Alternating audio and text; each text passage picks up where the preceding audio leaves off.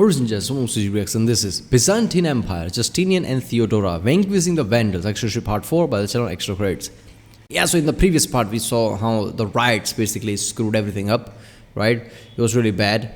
But we burned down most of the city, right? Even the church and everything. I guess they're going to restore now, right? So, in the previous video I said like that is one of the reasons why I can't put Justinian as the top Roman emperor ever. Because of his own, all the emperor had some threat, but it was mostly outside threat. Obviously inner threats too, but not at this level. In here, entire city literally just start to riot. Everybody just asking him to, I guess, just we want a new emperor, like it's a democracy or something. So that, to me, that just one thing is enough to think like, okay, he can't really be considered the top emperor because of it. But then again, he doesn't have Rome. Every other Roman emperor, the big emperor you can think of, had a Rome, right? It shrank down, it expanded again, whatever, but they had Rome. Justinian doesn't have Rome. What he's left with is, I guess, ashes of Rome, let's just say. It's not really Roman Empire, right? So he's going to take that and, conquer all of the Roman territories there were before. That is a big-ass feat, right? So, yeah, there is this, riot thing, right? And, it's the fault of, putting all these stupid chariot racers as a political entity. That was the fault to begin with. Otherwise, this would never have happened. But that's just one thing for me. It's like I can't really call him the top, but he's really close to the top. Because he doesn't have anything, and he's going to create a Roman Empire again from the, for all the way, from his, Byzantine Empire to all the way to what it was before. The big-ass Roman map. So, how many has done that in the past? How many Roman Empire has done that in the past, right? He and Belisarius, I guess they're going to start with the Vandals, I guess. Holy shit, part 11. How many parts are there? I thought it was going to be like 4 or 5 at best, but this is 11 part or something serious. That's just 11 I'm seeing in the recommendation. It must be more than that. Okay, I guess it's going to be fun. Let's watch it.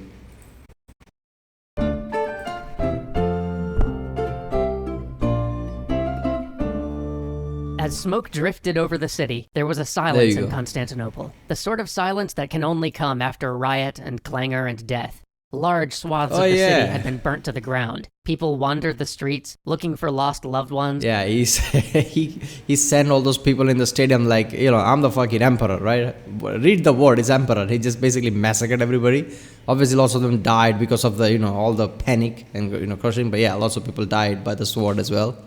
Or picking through the wreckage for smoke-blackened belongings. But as Justinian looked out from his palace, over the guards repairing the gate, over the soldiers taking bodies from the hippodrome, he knew a new and greater Constantinople would rise from these ashes, and with it a new and greater Rome. 39 days after the riots, 39 days after the fire and the chaos, the first bricks were set on what would stand for 1,000 years as the greatest Christian church in the world. Where the old Hagia Sophia had collapsed and been gutted by flames just a few scant weeks earlier, a church 100 times more magnificent began to rise. Treasure from all over the empire flowed into the capital. Wait a minute. See, the original Hagia Sophia burned down, obviously like that, but it burned down at such a level that they literally constructed a new one close to it. It wasn't the original one that they basically restored. I didn't know that. So basically, Hagia Sophia that we have today there is kind of built by Justinian. It's some big ass shit. It kind of makes sense, right? All that Justinian's artwork we see and everyone, there basically. Whenever somebody talk about Justinian, that artwork is what people think of. But yeah. To adorn its walls and to pay its workers. The city as a whole united to reconstruct what they had destroyed. And as the walls of the Hagia Sophia began to rise, Justinian set his mind to his last great project, the reconquest of what had been lost in the West. He was the emperor of Rome, not merely Greece or Anatolia. A bare 60 years ago, the West had fallen. There were still men who lived in the empire who remembered when Rome stretched from Asia to the far coasts of Gaul. It was time to revive that legacy, time to take back what was lost. And to do this, he had to start with North Africa. The North African provinces had always been some of Rome's most stable and prosperous territories. They had been immune to the turbulence in Europe and the Germanic invasions. They weren't ravaged by constant war or desolated by raids. But in the 430s, Vandal kings had crossed the Straits of Gibraltar and marched... Yeah, there's a desert south of it, so yeah, it's not going to be much of threat. So it's a stable place, right? So you can understand because of it, right? The salting thing from the Roman time, right? How they were not much of warriors, right? Punics, they, basically asked for mercenaries to fight their wars. Because how many wars there can be, right? South of it is mostly desert, right? And then you have just siege to where you're born, and they were dominant at that. East, laying siege to Carthage, that ancient enemy Rome had conquered and occupied more than 500 years ago, and taking it as the seat for their new kingdom. But those kings had found more than a capital there. In Carthage, they found a navy. The great shipyard of Carthage fell to the Vandals, and with it, much of the Roman fleet. This allowed the Vandals to become pirates, then raiders, then seaborne conquerors. And in time, most of the Mediterranean islands, even Sicily itself, fell to Vandal arms. But most shocking to the Roman world was an event that had happened in the year 455. In 455, the Vandals descended on Rome itself and sacked it for 14 days. This had led to the last great combined effort of the East and the West when, in 468, they sent a force of over 100,000 men to retake the North African provinces, and in one of the worst military disasters of the ancient world, were utterly wiped out. After that, an uneasy peace formed between the Vandals and the Romans. Justinian needed to break this peace if he was to restore the glory of Rome, if he was to retake what had been taken from them, and avenge the humiliating sack of the Holy City.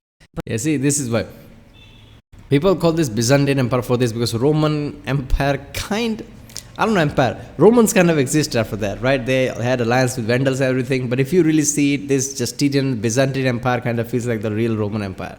So it must have been weird at that time, right? And you can see where Justinian is coming from. Like Rome is the heart of everything. We are Romans in the end, right? We come from Rome, and these people who call themselves Rome obviously are Romans, but are demeaning themselves by just agreeing with Vandals and basically signing treaties, obviously for their survival. But still, so you can feel Justin like, man, I can conquer these places. You can see where his drive come from. But even in ancient times, declaring war still required a reason, or a casus belli. The most recent Vandal king had been pro-Orthodox and friendly to Rome, so Justinian bided his time, marshalling his forces and putting his capital back together. But then, in 533, an opportunity came. Gelimer, the cousin of the Vandal king, was afraid that the Vandals, who mostly believed in Arian Christianity, were on their way to becoming subjects of the Orthodox Roman Empire, and rallied a group of like-minded nobles behind him to overthrow the Vandal king. Justinian demanded the legitimate king's restoration. Gelimer flatly refused. Now Justinian had a reason for war. But even as he armed Belisarius with 16,000 men and a fleet 600 ships strong, Justinian himself began to fight a diplomatic war. He knew that to win with 16,000 troops where 100,000 men and the combined arms of two empires had failed, he would need to give himself all the advantages he could. He got both Tripolitania, the eastern part of the Vandal kingdom in North Africa, and Sardinia to revolt. As luck would have it, Gelimer sent his fleet off to deal with the uprising in Sardinia, clearing the seas for Belisarius' fleet, and allowing them to land in Africa unnoticed. Avoiding naval conflict and establishing a beachhead meant that the Eastern Roman fleet had already achieved the tasks which had given the earlier, larger Roman force the most difficulty. But there was still much of Africa to retake. Belisarius' men started to ravage the countryside looking for food and loot, but Belisarius reined them in. Does that feel similar? Yeah, he basically, made sure certain areas revolt, right? He uses some excuse. In this case was like, we have the rightful king and that's why we're going to go to war. That feels very similar to the current situation, right? Two areas, basically they say they're going to, save or whatever, declare them independence, right? You use some kind of an excuse to go to war. Kind of similarity. Demonstrating the second non-violent part of the reconquest strategy. He told his men that everything they took was to be paid for. He told his men that they were liberators, not conquerors, and that the populace were to be treated like Romans, because they were Romans, just living under the Vandal yoke. And with that, he won over the local populace. Towns were opened to him, grain and water were readily sold to his troops. He could start marching northwest up the coast. He would need to cover 150 miles to make it from their landing site to Carthage. But by now, word had reached Gelimer of the arrival of the invasion force. Gelimer sent word to his brother to gather their forces and meet him south of the capital. He had a plan. He knew that anyone marching on the capital would have to march through a valley 10 miles east of the city itself. His brother would bring the garrison from the capital and use his smaller force to pin the Byzantines in the valley, where they couldn't bring their numbers to bear, while Gelimer would move his larger force in from where they were stationed in the southeast and attack the Romans from behind. Belisarius would have been taken totally by surprise, but Gelimer's brother got to the valley just as Belisarius' advanced guard were scouting it, and this elite cavalry guard not only got word back to Belisarius that something was up, but they also smashed the out-of-position Vandals, killing Gelimer's brother, and chasing the remaining troops almost to the walls of Carthage. So basically, old problem of thinking Romans are slower than they are, right? Oh, there's time. What the fuck? They're already here. Gelimer, having no idea that this had happened, charged his forces into the Byzantines from the rear. But since they weren't pinned down by the other Vandal troops in the valley, the Byzantines could wheel around and meet the attack. Despite this, though, the Vandals began to get the better of the day, pushing the Byzantines back. Since they were attacking them from behind, this meant that they were pushing the Byzantines toward Carthage. But as they pushed the Romans through the valley, the same valley where the Roman cavalry had earlier defeated Gelimer's pinning force, Gelimer came upon his brother's men, fallen along the roadside, and the body of his brother shattered and broken upon the ground. And when he saw his brother, he wept. His men came to him for orders, but the only order he would give was that his brother be buried. His men milled about, anxiously waiting for battle commands, but Gelimer just would not respond to the situation at hand. Meanwhile, Belisarius, having been pushed through the valley, soon found himself reunited with his elite cavalry force. Another reason why you don't use nepotism, because lots of emotion gets involved. You need professionalism in your military. This is why, right? This is basically why. Time is of the essence, right? At that point, Gelimer should have just, pushed, just basically go behind Belisarius' troops because he can't wait around, and yet he did because obviously it's his brother, right? I mean, he's gonna see everybody dead bodies around. It's just like a fucking horror movie scene. I mean, really imagine that. Imagine you're walking through it. It's evening time or whatever. You see all the bodies lying around. And then you see your brother's body. How you're not supposed to just cry and panic at that point, right? Regardless of what your position are, regardless of if you have the upper edge or not. And that is just enough time for Belisarius to basically reunite. So there you go. That's a prime example of why nepotism shouldn't be involved in military. Force. With these reinforcements, he regrouped and charged the now disorganized Vandal horde. The Vandal army broke and scattered out into the countryside. This force of Vandals that had been one push away from cutting Belisarius off from his cavalry, and perhaps ending the life of one of the greatest generals of late antiquity, that had been one push away from ending Justinian's dreams of a reunited Rome, was now dispersed. A day later, Belisarius marched into Carthage to a people who welcomed him as a liberator and hailed him as a hero. But Gelimer wasn't dead. He had escaped the battle, and so he called his other brother from Sardinia, where he had been putting down the revolt Justinian had helped orchestrate. With the aid of his brother's forces, Gelimer planned another attack on Belisarius. This time, he'd be taking the fight to the walls of Carthage. Belisarius, fearing treachery from some of his mercenaries, opted to sally out of the city and meet Gelimer on the open field. The fighting was tough. No brilliant tactics, no clever flanking, just direct, grinding, brutal combat.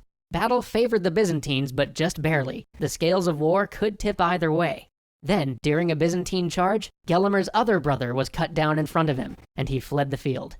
The Vandal forces would never recover from this defeat. They held out for a few months in the hills, but by spring, the Vandal kingdom had effectively disappeared.